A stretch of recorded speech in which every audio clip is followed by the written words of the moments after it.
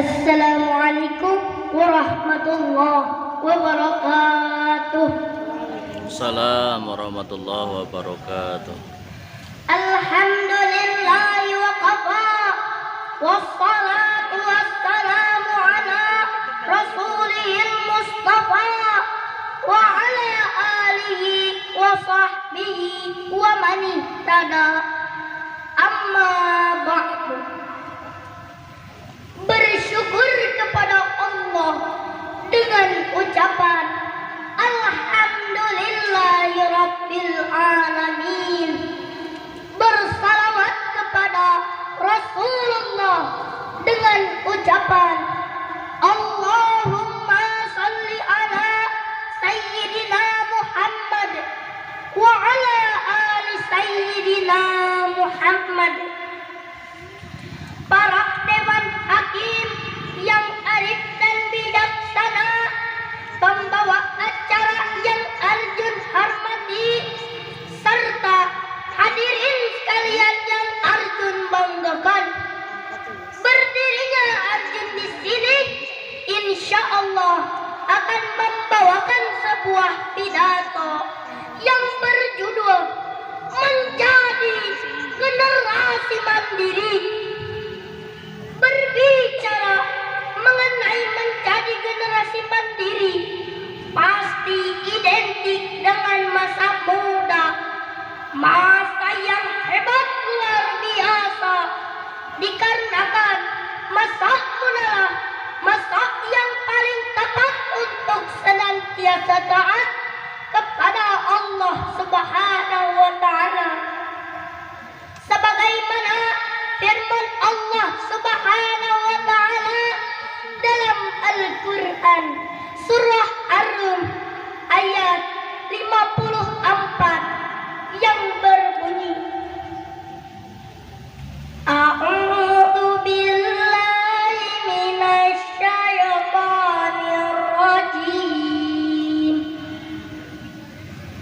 Bismillahirrahmanirrahim.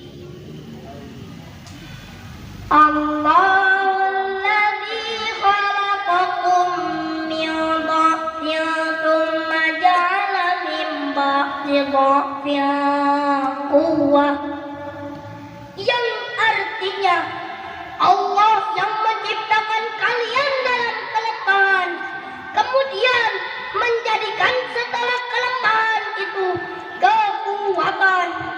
Menurut ulama tafsir yang bernama Imam Ibnu Katsir dalam kitabnya Tafsir Al-Qur'anil Azim, yang dimaksud kekuatan di dalam ayat ini adalah masa remaja atau masa muda, sehingga pantaslah proklamator kita Bapak Insinyur Soekarno pernah berkata, "Give 10 youths I will undoubtedly shake the world." Beri aku 10 pemuda, niscaya akan kugoncangkan dunia. Hadirin rahimakumullah, kita harus bersyukur di mana kita sebagai generasi muda dianugerahi bentuk pikiran yang maju ke depan, mata melihat masa depan, tangan dapat bersalaman meskipun berjauhan, serta wajah yang bisa jadi tampan dengan editan. Kita harus punya prinsip dalam hidup. Kita harus mandiri dan mampu membawa diri, sehingga bukan kita yang menjadi korban zaman, bukan kita yang menjadi korban lingkungan, tetapi mari kita mencari generasi yang mampu membawa perubahan. Namun akan sangat menyedihkan dan mengkhawatirkan